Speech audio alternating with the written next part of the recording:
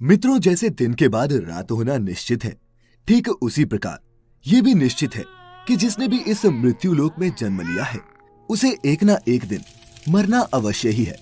अर्थात अगर पृथ्वी लोक पर कोई सबसे बड़ा सत्य है तो वो है प्राणी की मृत्यु।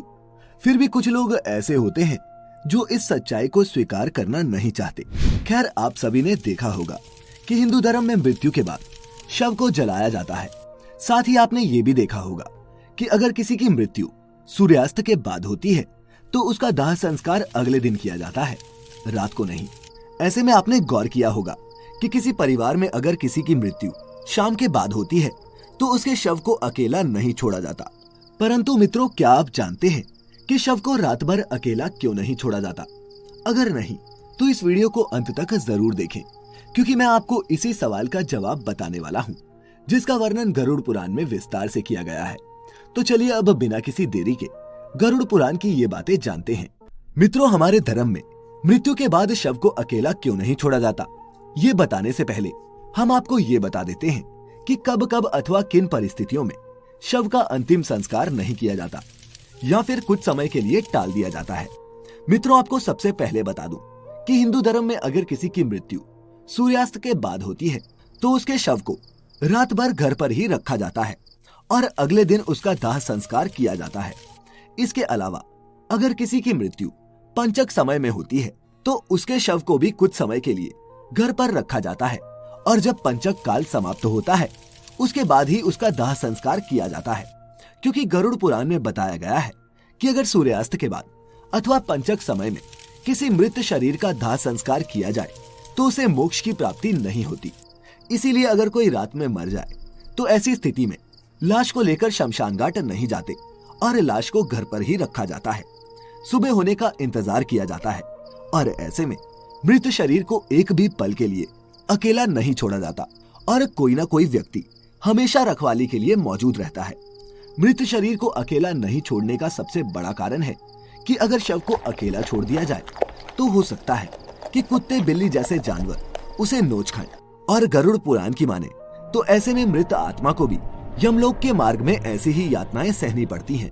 साथ ही ऐसा भी माना जाता है कि अगर शव को अकेला छोड़ दिया जाए तो उससे गंध आने लगती है। ऐसे में ये जरूरी हो जाता है कि वहाँ कोई न कोई व्यक्ति बैठा रहे और धूप या अगरबत्ती शव के चारों तरफ जलाता रहे ताकि शव से आने वाली दुर्गंध चारों ओर न फैले। गरुड़ पुराण के अनुसार भगवान विष्णु गरुड़ जी के पूछने पर कहते हैं, हे पक्षीराज, इन सब के अलावा अगर किसी की मृत्यु हो जाती है और उसकी कोई भी संतान नहीं है, ऐसे समय पर भी शव को घर पर रखा जा सकता है जब तक कि उसका पुत्र या फिर पुत्री न आ जाए। क्योंकि जब खुद की संतान मृत शरीर को मुखाग्नि नहीं देती तो उसका उद्धार नहीं हो पाता, अर्थात वह कई वर्षों तक इसी मृत्यु लोक में भटकता रहता है। इसके बाद विष्णु जी बताते हैं कि सूर्यास्त के बाद अगर किसी मृत शरीर को जला दिया जाए अर्थात उसका अंतिम संस्कार कर दिया जाए तो वह मृत आत्मा असुर, दानव अथवा पिशाच की योनि में जन्म लेती है, जहां उसे कई तरह के कष्ट सहने पड़ते हैं। और यही वजह है कि हिंदू धर्म में रात को अंतिम संस्कार करने से मना किया गया है। आगे विष्णु जी बताते हैं कि रात में मृत शरीर को अकेला छोड़ दिया जाए तो उस शरीर में आसपास भटक रही दुरात्माएं भी प्रवेश कर जाती हैं, जिससे मृतक के साथ साथ उसके परिजनों को भी कई तरह के कष्ट भोगने पड़ते हैं।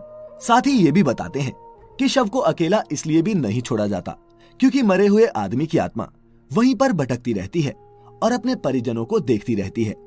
कहा जाता है कि इंसान की मौत के बाद शरीर आत्मा से खाली हो जाता है और इसी वजह से उस मृत शरीर में कोई बुरी आत्मा का साया अपना अधिकार जमा सकता है। और यही वजह है दोस्तों कि रात में शव को अकेले नहीं छोड़ा जाता और कोई ना कोई इसकी रखवाली करता रहता है। मित्रों, आप इसके बारे में क्या सोचते हैं? नीचे कमेंट्स में हमें जरूर बताएं। साथ ही अगर आपको गरुड़ पुराण की ये बातें पसंद आई हो तो इसे ज्यादा से ज्यादा लाइक और शेयर करें। अगर आप हमारे चैनल पर नए हैं तो ऐसी ही और भी आध्यात्मिक और पौराणिक कथाओं और जानकारी के लिए हमारे चैनल को सब्सक्राइब कर लें और साथ ही में बेल आइकन भी दबा दें ताकि आपसे हमारी कोई भी वीडियो मिस ना होने पाए। फिलहाल आज की इस वीडियो में इतना ही। अब हमें इजाजत दें। आपका बहुत बहुत शुक्रिया।